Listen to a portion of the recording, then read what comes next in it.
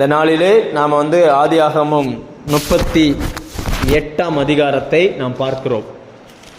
பொதுவாக இந்த அதிகாரத்தை என்ன சொல்லுவாங்க அப்படின்னா, பாதிக்கப்பட்ட ஒரு பெண்ணுக்காக கர்த்தர் செய்கிற நியாயம், ஒரு பெண்ணுக்காக கர்த்தர் எப்படியெல்லாம் நியாயம் செய்கிறார் என்பதை குறித்து எழுதப்பட்டிருக்கிற இந்த சம்பவம்.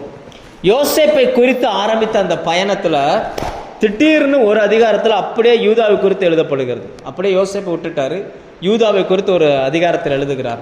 யூதா தன் சகோதரனை விட்டு பிரிந்து இப்போ வேற ஒரு ஊருக்கு போகிறார். அதுலாம் என்கிற அந்த ஊருக்கு போய் அங்கே போய் என்ன பண்ணுறாருனாச்சுன்னா, சூவா என்கிற ஒரு ஆளுனுடைய மனைவி, அவர் ஒரு கானானிய பெண், அந்த பெண்ணினுடைய மனைவியை கல்யாணம் பண்ணுகிறார். கல்யாணம் பண்ணி 3 பிள்ளைங்க. நமக்கு அந்த பேரெல்லாம் வித்தியாசமாக இருக்குல்ல, ஏறு, ஓனான். ஓனான் நம்ம ஊரில் ஓனான்னா வேற அர்த்தம். அந்த மொழியில் ஓனான்னா ஏதோ கணத்திற்குரிய பெயர். ஏறு, ஓனான், அப்புறம் சேலா, 3 பேரை கல்யாணம் பண்ணுறார். கல்யாணம் பண்ணி பிள்ளைகள் வளருகிறார்கள். யூதா, நல்ல கவனிங்க, யூதா தேவ பயமுள்ள மனுஷன், கர்த்தரை அறிந்த மனுஷன். இப்போ இவனுக்கு 3 பிள்ளை பிறந்துருச்சு. இப்போ மூத்தவனுக்கு கல்யாணம்.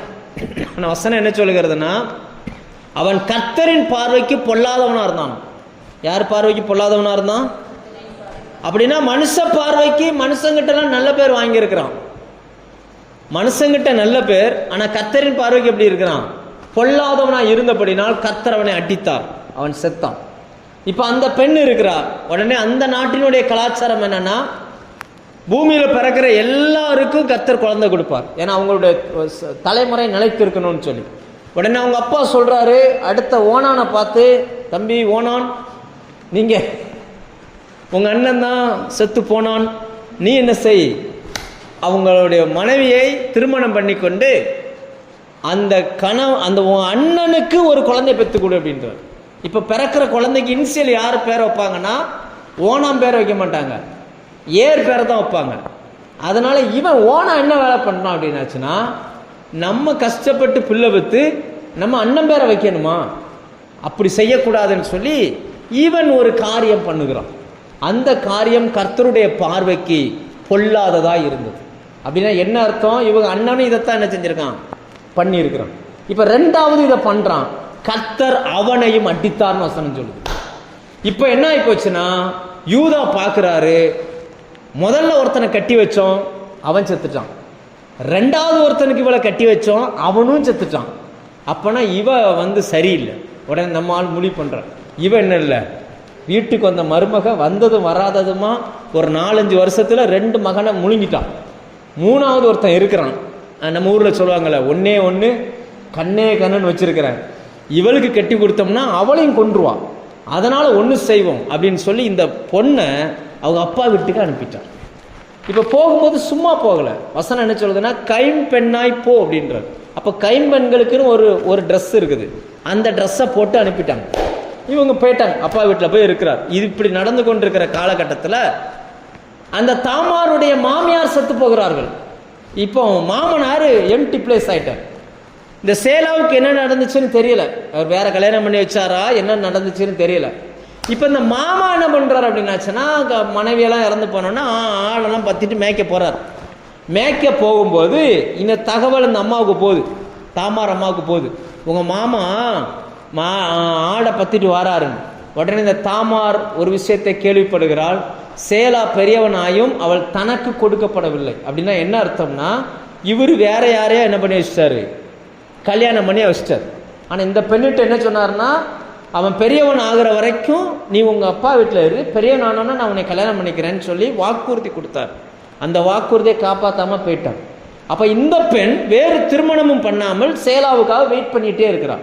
உடனே இந்த பெண் ஒரு முடிவெடுக்கிறாள், நான் அநியாயமாய் நான் வஞ்சிக்கப்பட்டேன், அதனால நான் ஒன்று செய்கிறேன் அப்படின்னு சொல்லி இந்த பெண் என்ன பண்றானா, தன்னுடைய ட்ரெஸ்ஸு, அந்த கைம்பெண்ணுக்குரிய ட்ரெஸ்ஸை மாத்திட்டு விபச்சாரி அந்த வேசியினுடைய வஸ்திரத்தை போட்டுக்கொண்டாள், முகத்தை மூடிக்கொண்டாள், மூடிட்டு நீரூற்று பக்கத்தில் உட்கார்ந்து கொண்டாள். இப்போ மாமனார் வரார், மாமனாருக்கு தெரியாது உட்கார்ந்துருக்கிறது மருமகன் தெரியாது.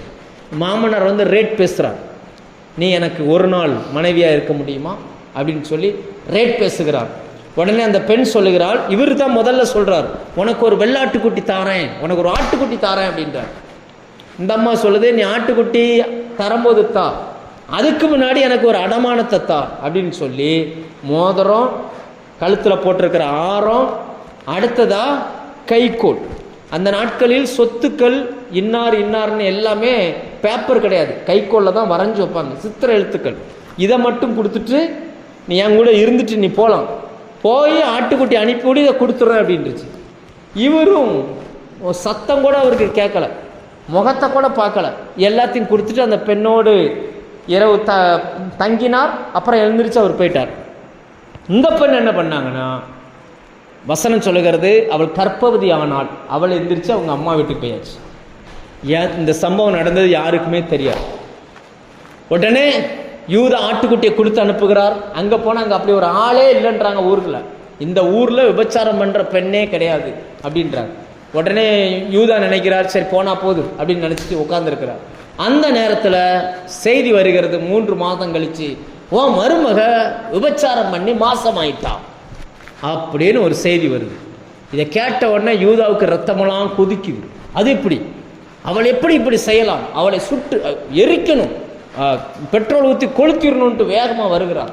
வந்து பயங்கரமாக ஆர்குமெண்ட் பண்ணும் பொழுது இந்த அம்மா என்ன பண்ணிருச்சு, ஒரு சின்ன பையனை கூப்பிட்டு இதை கொடுத்து விட்டு, இது எவனுக்கு சொந்தமோ அவன் தான் என் வயிற்றில் வளர்கிற குழந்தைக்கு அப்பா அப்படின்னு கொடுத்து விட்டுச்சு. இப்போ கொந்தளிச்சு போன மாமா அதை பார்த்தாரு பாருங்க, அப்படியே ஆஃப் ஆகிட்டார். அதெல்லாம் யாருக்குள்ளது, அவருக்குள்ளது. அதை பார்த்தோன்னா அப்படியே ஆஃப் ஆகிட்டார். அப்போ அவருக்கு ஒரு விஷயம் புரிகிறது, இவள் என்னை பார்க்கிலும் நீதி உள்ளவள் அப்படின்னு சொல்லி அவளை தன்னோடு அவர் சேர்த்து கொண்டார். அதன் பிறகு அவளை தொடவும் இல்லை. அவளுக்கு 2 பிள்ளைகள் பிறந்தார்கள், ஒருவன் சேரா, ஒருவன் பாரிஸ். இதுதான் இந்த 38ஆம் அதிகாரத்தினுடைய சம்பவம். ரைட். இதிலிருந்து நம்ம தெரிந்து கொள்ள வேண்டிய விஷயம், சத்தியம் என்னவென்றால், தேவன் அநீதி உள்ளவர்களுடைய நியாயத்தை பார்க்கிறார். அநீதி செய்யப்பட்டவர்கள், அநீதி இழைக்கப்பட்டவர்களுடைய நியாயத்தை பார்க்கிறாள். அந்த பெண் பாருங்க, கணவன் மனைவி 2 பேர் சேர்ந்து இருக்கிறாங்க. அநியாயமா அந்த பெண்ணுக்கு கெட்ட பேர் உண்டாகுது. அப்ப குழந்தை பிறக்காததுக்கு காரணம் பெண்ணு தான் அப்படின்னு சொல்லி அந்த காலத்திலே நம்புறாங்க, இந்த காலத்திலே நம்புறாங்க. குழந்தை பிறக்காத காரணம் யார் தான், பெண்ணு தான் அப்படின்னு சொல்லி அப்பவும் நம்புறாங்க, இப்பவும் நம்புறாங்க. பெண்ணு தான் குழந்தை பிறக்காத காரணம் அப்படின்னு சொல்லி நம்புறாங்க. அப்போ இதுல என்னாச்சுன்னா, அவன் மூத்தவன் கர்த்தரின் பார்வைக்கு பொல்லாப்பானதை செய்தான், கர்த்தர் அவனை அடித்தார். இளையவன் என்ன பொல்லாப்ப செஞ்சான்னு சொல்லி வேதம் சொல்லுகிறது. அவன் என்ன பண்ணுவானா, அந்த பெண்ணோடு இருப்பான், ஆனா அவள் கற்பவதி ஆகிறதுக்கான வாய்ப்பை அவன் கொடுக்கவே மாட்டான். அந்த பெண்ணினுடைய உரிமை மறுக்கப்படுகிறது. நாளுக்கு நாள் என்ன ஆகும் அப்படின்னாச்சுன்னா, என்னம்மா எதுவும் விசேஷம் இல்லையா, உடனே நம்ம கிராமத்தில் அதுக்குன்னே சில வரம் பெற்ற பாட்டிமார்கள் உண்டு. அவங்க கேட்பாங்க, என்ன தாயி கல்யாணம் முடிச்சு இவ்வளோ நாளாச்சு ஒன்றும் இல்லையா அப்படிம்பாங்க. இந்த அம்மாவால் சொல்ல முடியுமா தன் புருஷன் இப்படிப்பட்டவன் சொல்லி? சொல்ல முடியாது. இப்போ இப்படியே போயிருந்ததுனால அந்த பெண்ணுக்காக பேசுவதற்கு யாருமே இல்லை. ஆனால் கர்த்தர் அந்த அவனையும் என்ன செஞ்சாராம், அடித்தார். அப்போ அதுலேருந்து நம்ம என்ன தெரிஞ்சுக்கிடணும் அப்படின்னாச்சுன்னா, நம்முடைய அந்தரங்கத்தை தேவன் பார்க்கிறார். லேலுயா. யாரும் பார்க்காத அந்தரங்கம், கணவன் மனைவி உறவுல, அல்லது யாருக்குமே தெரியாம நம்ம செய்யக்கூடிய செயல்களை கூட கர்த்தர் கவனித்து பார்க்கிறார். தேவனுக்கு முன்னாடி எல்லாமே நிர்வாணமும் வெளியரங்கமுமா இருக்குது. எதையுமே என்ன செய்ய முடியாது, எதுவுமே மறக்க முடியாது, எதுவுமே மறுக்க முடியாது. எத்தனை குடும்பங்கள் இப்படி சிக்கி இருக்கு தெரியுமா? எத்தனை பெண்கள் இதுல பாதிக்கப்படுறாங்க தெரியுமா? கணவனுக்கு பிரச்சனை, ஆனா கணவனுடைய வீட்டில் அந்த பிள்ளையை விட்டு கொடுக்கவே மாட்டாங்க. இந்த யூதா பாருங்க, தப்பு பண்ணது தன்னுடைய 2 பிள்ளைங்க. ஆனா அந்த 2 பிள்ளைங்க தப்பு பண்ணதை யூதாவுக்கு தெரியவே இல்லை. அவர் என்ன நினைக்கிறார்னா, தன் மருமகள் மேலதான் தப்புன்னு நினைச்சுக்கிட்டு இருக்கிறார். மனிதனுடைய பார்வைக்கும் தேவனுடைய பார்வைக்கும் வித்தியாசம் இருக்கிறது. மனுஷன் சூழ்நிலையை வச்சு பார்க்குறான். எனக்கு தெரிஞ்ச நிறைய குடும்பங்கள் நான் இப்படி பார்த்துருக்கிறேன். இப்போ கூட இந்த ப்ரெசன்ட் டயத்தில் கூட, முந்தா நேரத்து நான் சென்னைக்கு போயிருக்கும் போது ஒரு ஃபேமிலியை போய் சந்தித்தோம். அந்த பெண் வந்து கிட்டத்தட்ட 55,000 55,000 60,000 வரைக்கும் சம்பாதிக்கிறாங்க. அந்த ஆணை எடுத்துக்கிட்டிங்கன்னா 17,000 என்னவோ தான் சம்பாதிக்கிறார். அந்த பெண் பார்க்க ரொம்ப அழகாக இருப்பாங்க, சம்பளம் அதிகம், வேலையும் அதே போல் ஐடி ஃபீல்டு, வீட்டில் இருந்தால் வேலை செய்யணும். அமெரிக்காவுக்கு பகல் நேரம், நம்மளுடைய இரவு நேரம். அதனால் வேலை எப்போ இருக்கும் அப்படின்னு பார்த்தீங்கன்னா இவங்களுக்கு நைட்டு 11 மணி வரைக்கும் வேலை இருக்கும். ஆனால் பிரச்சனை யார்கிட்ட இருக்குது அப்படின்னு பார்த்தீங்கன்னா 2 பேருக்கு திருமணமாகி குழந்தை லேட்டாக ஆரம்பிக்குது. இப்போ பிரச்சனை யாரிடம் இருக்குது அப்படின்னு பார்த்தீங்கன்னா பிரச்சனை இருக்கிறது ஆணிடம். ஆனால் அந்த வீட்டுக்காரங்க சொல்கிறது யாரை சொல்கிறாங்க அப்படின்னாச்சுன்னா யாரை சொல்கிறாங்க? அந்த பொண்ணை சொல்கிறாங்க. அந்த பொண்ணை சொல்கிறாங்க. என்ன காரணம்? அது என்ன காரணம்? சில குடும்பங்களில் சில காரியங்கள் தடைப்படுகிறதுக்கு காரணம் என்ன? இப்போ அந்த பெண்ணால் தன்னுடைய உண்மைத்தன்மையை வெளியில் சொல்லவும் முடியாது. எந்த பொண்ணுமே தன் கணவனை விட்டு கொடுக்கவே மாட்டாங்க. வெளியில் போய் சொல்ல முடியுமா? என் வீட்டுக்காரர் இப்படி பண்ணுறாரு, இப்படி செய்கிறாரு, அதனால தான் குழந்தை இல்லைன்னு சொல்ல முடியாது. ஆனால் அப்படிப்பட்ட ஒரு நெருக்கடியில் இன்னைக்கு நிறைய பெண்கள் சிக்கிக்கிட்டு இருக்கிறாங்க. இவர்களுடைய கஷ்டம் யாருக்கு புரியுதோ புரியலையோ தேவனுக்கு புரியும். லேலோயா. அதனால தான் இந்த வசனம் ஏன் ஆண்டவர் இந்த சம்பவத்தை இவ்வளவு டீட்டெயிலாக பரிசுத்த வேதத்தில் எழுதுறார் அப்படின்னா தேவன் நம்முடைய அந்தரங்கத்தை பார்க்கிறார். அந்த அந்தரங்கத்தில் செய்யப்படுகிற கொடுமைகளையும் கர்த்தர் கண்ணோக்கி பார்க்கிறார். அந்த பெண்ணை பாருங்க, அந்த பெண்ணுக்காக பேசுறதுக்கு அந்த வீட்டில் ஒருத்தர் கூட கிடையாது. அவளுடைய நீதி நியாயத்தை சொல்லி புரிய வைக்கவும் முடியாது. அவள் வாய் மூடிக்கொண்டு அமைதியாக இருக்கிறாள். அவள் செஞ்சது சரியா தப்பான்னு பார்த்தா நம்ம பார்வையில் அவள் செஞ்சது தப்பு போல தெரியுது. சரிதானா? செஞ்சது சரியா தப்பா? நம்ம பார்வையில், மனுஷ பார்வையில் அது எப்படி தான் தெரியுது? தப்பு போல தெரியுது. ஆனால் தேவன் அவளை தண்டிக்கவே இல்லை. மாறாக அவளுக்கு தேவன் என்ன செஞ்சார் அப்படின்னா, நீங்கள் புதிய ஏற்பாட்டுக்கு வந்தீங்கன்னா இயேசுவின் வம்ச பிறப்பு வரும்பொழுது அதில் எழுதப்பட்டிருக்கிறது 2 பெண்கள் பெயர் தான் எழுதப்பட்டிருக்கும். அதில் ஒன்று இந்த தாமாருடைய பெயர். நீங்கள் மத்தேயு 1ஆம் அதிகாரம் 4ஆம் வசனம் வாசிங்கன்னா யூதா பாரேசையும் சாராவையும் தாமாரிடத்தில் பெற்றான் அப்படின்னு இருக்கும். அப்போ இயேசுவினுடைய வம்ச வரலாறுல அந்த பெண் என்ன செய்கிறாங்க? இடம் பெறுகிறாங்க. ஒரு அதாவது இவளால் ஒரு பிள்ளையை பெற்றெடுக்க முடியலை அப்படின்ற காரணத்தை காமிச்சு இவளுடைய வாழ்க்கையவே அந்த யூதா என்ன பண்ணார்னா புறக்கணித்து தள்ளினார். ஆனால் கர்த்தர் அந்த பெண்ணினுடைய அங்கலாய்ப்பை கேட்டார். நீங்கள் யோசிச்சு பாருங்க, இந்த இப்படி இழைக்கப்பட்ட கொடுமை இழைக்கப்பட்ட அந்த பெண் வீட்டில் போய் உட்கார்ந்துருக்கும் போது என்னெல்லாம் நினச்சிருப்பாங்க? என்னெல்லாம் நினச்சிருப்பாங்க? இதே அது ஒரு குழந்தை பிறந்திருந்துன்னு வச்சுக்கோங்களேன், ஒரு பிள்ளை பெற்றிருந்தான்னா அந்த பிள்ளைய வச்சுக்கிட்டு யூதா வீட்டில் வாழ்ந்துருக்கலாம். ஆனால் அந்த குழந்தை, அவளுடைய கர்ப்பம், குழந்தை உருவாகிறதுக்கு காரணம் யாருன்னா தன்னுடைய பிள்ளைகள். அது யூதாவுக்கு தெரியலை. அவர் தேவ மனுஷனாக இருந்தும் கூட அவர் அநியாயமான ஒரு காரியத்தை செய்கிறார். ஆனால் இந்த பெண் ஒரு கானானிய பெண், கடவுள்னா யாருன்னே தெரியாத பெண். அவள் அப்படி இருந்தும் கூட அவளுடைய நீதியான அந்த செயலை பார்த்த உடனே யூதா சொல்லுகிறாள், என்னை பார்க்கிலும் அவள் நீதியுள்ளவள் அப்படின்றது. அப்போ நம்முடைய தேவன் நம்முடைய அந்தரங்கத்தை குறித்து விசாரிக்கிற கர்த்தர். லேலுயா. அந்த பெண்ணுடைய யோசிச்சு பாருங்க, அந்த தாமாரை குறித்து நீங்கள் பைபிள் முழுக்க படிச்சிங்கன்னா தாவீது தேவனுடைய இருதயத்திற்கு ஏற்ற மனுஷன். 20 பிள்ளைங்க, ஆம்பளை பிள்ளைங்க. 20 பிள்ளைகளில் அவருடைய மகளுக்கு என்ன பேர் வச்சார் தெரியுமா? தாமார். அப்போ என்ன, இந்த பெண்ணை குறித்து எப்படிப்பட்ட எண்ணம் இருந்திருந்துன்னா இந்த பேரை வச்சிருப்பார். அந்த இஸ்ரவேல் தேசமே ஒரு குழந்தை பிறந்தாங்கன்னா எப்படி வாழ்த்துவாங்க தெரியுமா? ஒரு வீட்டில் ஒரு பிள்ளை பிறந்துச்சுன்னா எப்படி வாழ்த்துவாங்க? ரூத் 4ஆம் அதிகாரம் எடுத்து படிச்சிங்கன்னா இப்போ ரூத்துக்கும் அந்த போவாசுக்கும் திருமணம் முடியும் பொழுது எப்படி எல்லாரும் வாழ்த்துவாங்கன்னா, யூதாவுக்கு சாராவையும் அந்த பேரேசையும் பெற்ற தாமாரை போல உனக்கு பிள்ளை பிறக்கட்டும் அப்படிமா. யாரை சொல்லி வாழ்த்துவாங்க? ஆமாம், தாமார் எப்படி அந்த யூதாவுக்கு குழந்தைகளை பெற்றெடுத்தாலோ அதே போல நீயும் குழந்தைகளை பெற்றெடுக்கணும் அப்படின்னு சொல்லுவாங்க. ஏன் அப்படி சொல்றாங்க அப்படின்னாச்சுன்னா, மனித பார்வையில் அந்த பெண் அங்கீகரிக்கப்படாதவள், மனிதர்களால் புறக்கணிக்கப்பட்டவள், ஒதுக்கப்பட்டவள். அவளுடைய இருதயத்தின் வேதனை யாருக்குமே புரியலை. அவள் பக்கத்தில் இருந்த நியாயம் யாருக்குமே புரியலை. அந்த பெண்ணின் உரிமை மறுக்கப்பட்டு அவள் ஒதுக்கப்பட்டிருந்தாள், அவளை ஒதுக்கி வச்சிருந்தாங்க. ஆனால் கர்த்தரோ அவளுடைய நியாயத்தை பார்த்தார். யாராலும் வெளிப்படுத்த முடியாத அவளுடைய உள்ள அங்கலாய்ப்பை தேவன் எடுத்தார். எடுத்து அவள் கற்பந்தரிக்கும்படி செய்து இரட்டை குழந்தைகளை அவள் பெற்றெடுத்தாள். எத்தனை குழந்தை பெற்றால் வசனம் சொல்லுது? இரட்டை குழந்தைகளை பெற்றாள். அதில் மூத்தவனுடைய கரத்தில் சிகப்பு நூல் கட்டப்பட்டிருந்துச்சு. அந்த சிகப்பு நூல் உள்ளவன் பிறக்கிறதுக்கு முன்னாடி முதல்ல ஒருத்தன் வந்துட்டான். சிகப்பு நூல் கட்டினவன் எத்தனாவது வந்தானா? வசனம் என்ன சொல்லுது? சிகப்பு நூல் கட்டினவன் ரெண்டாவது வந்து பிறக்கிறான். ஸோ இது நமக்கு எதை காட்டுகிறது அப்படின்னாச்சுன்னா, சிகப்பு நூல் ரட்சிப்பை அடையாளப்படுத்துகிறது, இயேசுவினுடைய ரத்தத்தை அடையாளப்படுத்துது. வேதத்தில் இந்த சிகப்பு நூல் அப்படின்னு பார்த்தீங்கன்னா 2 இடத்துல வருது. அந்த 2 பெண்களுமே புதிய ஏற்பாட்டில் இயேசுவினுடைய அந்த ஜெனரேஷனில் வர்றாங்க. ஒருத்தங்க தாமார், இன்னொருத்தங்க அந்த வேசி, அந்த ராகாப். இந்த ராகாப்பை குறித்தும் புதிய ஏற்பாடு வரைக்கும் அவங்க வர்றாங்க. இந்த பெண்ணு வர்றாங்க. இந்த 2 பேருக்கும் ஒரு ஒற்றுமை என்னவென்றால், இந்த சிகப்பு, அந்த பெண் சிகப்பு நூல் கயிறை கட்டினாங்க. இங்க அவங்களுடைய கர்ப்பத்தில் உருவான குழந்தையின் கையில் ஒரு சிகப்பு நூல் கட்டப்பட்டிருந்தது. அப்ப முந்தி வந்தவனுக்கு அல்ல, பிந்தி வந்தவனுக்கு சிகப்பு நூல் கயிறு அடையாளமாய் மாறுகிறது. முந்தி வந்தது இஸ்ரவேல் ஜனங்கள். கர்த்தருடைய பிறப்புல கர்த்தர் முக்கியத்துவம் கொடுத்தது இஸ்ரவேல் ஜனங்களுக்கு.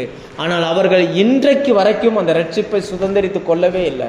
அந்த சிகப்பு நூல் கயிறு கட்டப்பட்டதுக்கு அடையாளமாக இருக்கிற இயேசுனுடைய ரட்சிப்பு யாருக்கு கிடைச்சிச்சு அப்படின்னா, பிந்தி வந்தவனுக்கு என்ன செஞ்சிச்சு? கிடைத்தது. அப்போ மீறி வருகிறவனுக்கு அல்ல, பொறுமையாக இருந்து வெளியில் வர்றவனுக்கு அந்த ரட்சிப்பு கிடைக்குது. அந்த தாமாரை குறித்து வேதத்தில் தாமார்னா என்ன அர்த்தம் தெரியுமா? தாமார் அப்படின்னா இன்றைக்கும் அரபு நாடுகளில் பேரிச்ச மரத்துக்கு என்ன பேர் தெரியுமா? தாமார். பேரிச்ச பழத்துக்கு இல்லை, பேரிச்ச மரத்துக்கு தாமார்னு பேர். பேரிச்ச மரத்தை என்ன சொல்லுவாங்கன்னா தாமார்னு தான் சொல்லுவாங்க. அந்த தாமார் அப்படின்னா பேரிச்ச மரம்னு அர்த்தம். பேரிச்ச மரம் சாதாரண காலங்களில் 300-400 காய் தான் காய்க்கும். ஆனால் அதே நேரம் எவ்வளவுக்கு எவ்வளவு வெயில் வருதோ அவ்வளவுக்கு அவ்வளவு அதனுடைய காய் வந்து அதிகமாக காய்க்கும். 300-400 காய்ச்ச அந்த மரம் 3000, 4000, 5000 காய்களை காய்க்க ஆரம்பிச்சிடும் வெயில் நேரத்துக்கு. அப்படின்னா என்ன அர்த்தம்னா, எவ்வளவுக்கு எவ்வளவு உபத்திரவம் நெருக்கத்தை அந்த மரம் அனுபவித்தாலும் அவ்வளவுக்கு அவ்வளவு அதன் நன்மைகளை வெளியில் கொடுக்கும்.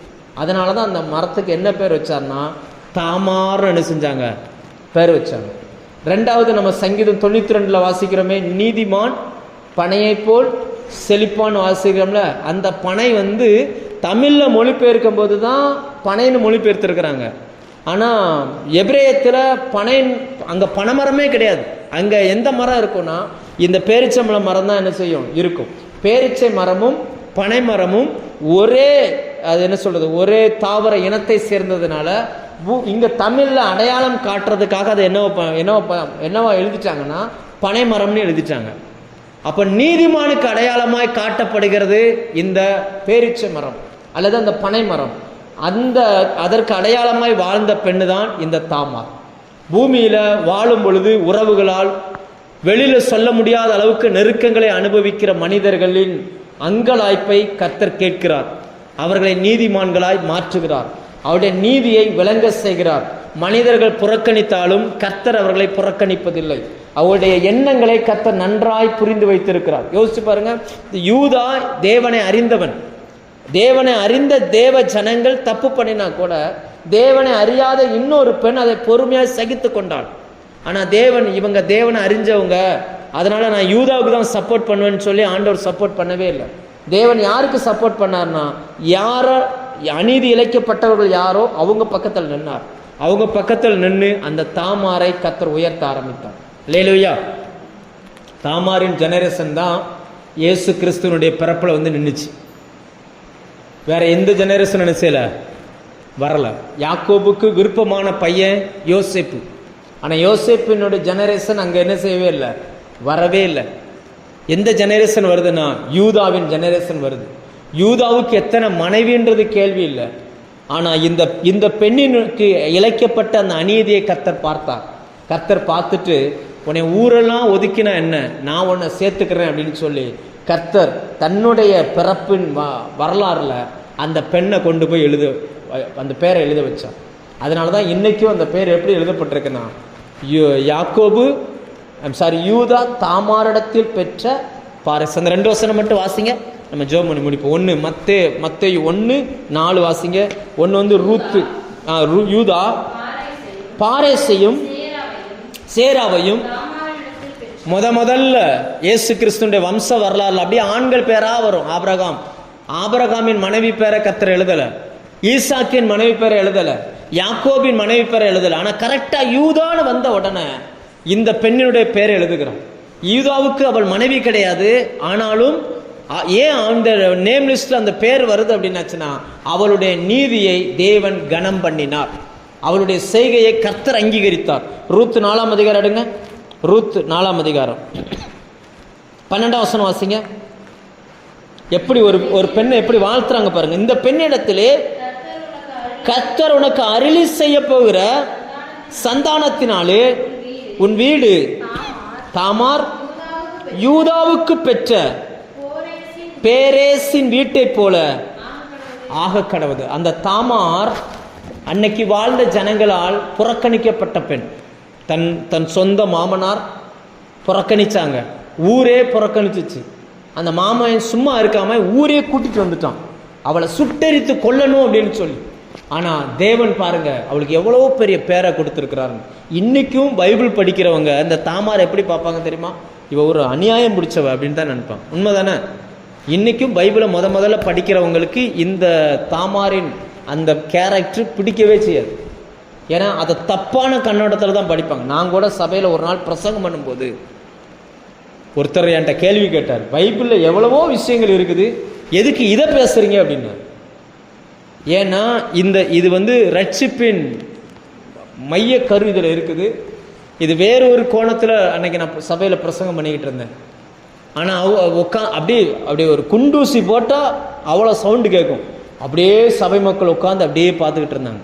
எதுக்காக அப்படின்னு தெரியல, எல்லாருடைய கண்ணோட்டம் எப்படி இருக்குன்னு தெரியல. ஆனால் ஒன்றை புரிந்து கொள்ளுங்கள், ஒரு கணவன் மனைவி உறவுக்குள் என்ன நடக்குன்றதை கர்த்தர் அறிவார். ஒரு ஆண் தனிமையில் என்ன செய்கிறான் என்பதை கர்த்தர் அறிவார். ஒரு பெண் தனிமையில் என்ன செய்கிறார் என்பதை கர்த்தர் அறிவார். அவர் நம்முடைய வெளி தோற்றத்தை மட்டுமல்ல நம்முடைய அந்தரங்கத்தையும் பார்க்கிறார் என்பதற்கு அடையாளம் இந்த ஆதியாகமம் 38ஆம் அதிகாரம். அநேக பெண்களுக்கு இழைக்கப்படுகிற கொடுமை, அநேக நேரங்களில் வாய்விட்டு வெளியில் சொல்ல முடியாத துயரங்களையும் துன்பங்களையும் அவர்கள் தாங்கி கொண்டு இருக்கிறார்கள். அவங்களுடைய அங்கலாப்பை கேட்கிற ஒரு நல்ல தெய்வமாய் இயேசு இருக்கிறார். இதெல்லாம் போய் வெளியில் சொல்லவும் முடியாது, எந்த டாக்டர்கிட்டையும் சொல்லி புரிய வைக்க முடியாது. ஆனால் கர்த்தர் பாருங்க அழகா கைட் பண்ணார். எத்தனையோ பெண்களை நான் அந்த சென்னையில் நான் நிறைய நபர்களை வீடுகளுக்கு போய் அவங்களுக்கு கவுன்சிலிங் சில நேரங்களில் கூட்டிகிட்டு போவாங்க. அப்படி உட்காந்து அவங்ககிட்ட பேசும்பொழுது மேக்சிமம் குழந்தை இல்லாத நபர்கள் தான் வர்றாங்க. அவங்ககிட்ட உட்காந்து பேசும் பொழுதெல்லாம் பார்த்தீங்கன்னு சொல்லியாச்சுன்னா டாக்டர்கிட்ட போனோம் பாஸ்டர் அப்படின்னு சொல்லி ரிப்போர்ட்டை கொண்டு வருவாங்க. அந்த ரிப்போர்ட்டை பார்த்தா மனைவிட்ட ரிப்போர்ட் இருக்கும். அப்போ கணவனுக்கு அப்படின்னா அவருக்கு ஒரு குறையும் இல்லை, அவர் செக் பண்ணவே இல்லைன்றோம். ஆனால் மனைவியோட ரிப்போர்ட்டில் என்ன இருக்காது, ஒரு கம்ப்ளைண்ட்டுமே இருக்காது. ஆனால் அந்த கணவன் போய் என்ன பண்ணுவாராம், செக் பண்ணவே மாட்டார். ஏன்னா நான் நல்லா இருக்கேன்னு அவர் நினச்சிக்கிறார். உண்மை என்ன அப்படின்னாச்சுன்னா ஒரு குழந்தையை பெற்றெடுக்கிறது அந்த அவளுக்கு இழைக்கப்பட்ட அநீதி என்ன, இந்த தாமாருக்கு இழைக்கப்பட்ட அநீதி. ஒரு குழந்தைய அவளை தாயாக்க விடாமல் இந்த அண்ணனும் தம்பியும் சேர்ந்து சில காரியங்களை பண்ணாங்க. ஆனால் கர்த்தர் பாருங்க அவளுக்கு பெற்ற அந்த பிள்ளைய தான் எல்லாரும் சொல்லி வாழ்த்தும்படி வச்சுட்டார். இஸ்ரவேலில் இன்னைக்கும் அந்த வழக்கம் இருக்குது. இன்னைக்கும் யாராவது கல்யாணம் முடிச்சாங்கன்னா இதை சொல்லி தான் வாழ்த்துவாங்க. கர்த்தர் அந்த வசனம் என்ன சொல்லுது, நான் ரூத் 4:12 கர்த்தர் ரூத் 4:12 வாசிங்க. உனக்கு அருளி செய்ய போகிற சந்தானத்தினாலே இப்படிதான் சொல்லுவாங்க, உன் வீடு தாமார் யூதாவுக்கு பெற்ற பேரேசின் வீட்டை போல ஆக கடவுது, ஆசீர்வதிக்கப்பட்டதாய் மாறுவதாக. அந்த ஜெனரேஷன்ல தான் இயேசு வந்தார். லேலுயா. இது ஏன் யூதாவின் ஒரு சரித்திரம் மட்டும் தனியா வருது அப்படின்றத நான் பின்னாடி சொல்றேன். நம்ம பின்னாடி வேதம் படிக்க நமக்கு புரிஞ்சிடும். ஆண்டவர் ஏன் யோசேப்பை பத்தி ஆரம்பிச்சாரு, ஆனால் அதை முடிக்கிறதுக்கு முன்னாடி டக்குன்னு யூதாவுக்கு ஒரு ட்ராக் போட்டு அங்கே கொண்டு போகிறாரு. என்ன காரணன்றதை நம்ம இதை படிக்க நம்ம பின்னாடி தெரிஞ்சுக்கலாம். நாளைக்கு மறுபடியும் யோசேப்பினுடைய சரித்திரம் தொடரும், நம்ம அங்கே பார்ப்போம். ஜெபம் பண்ணுமா?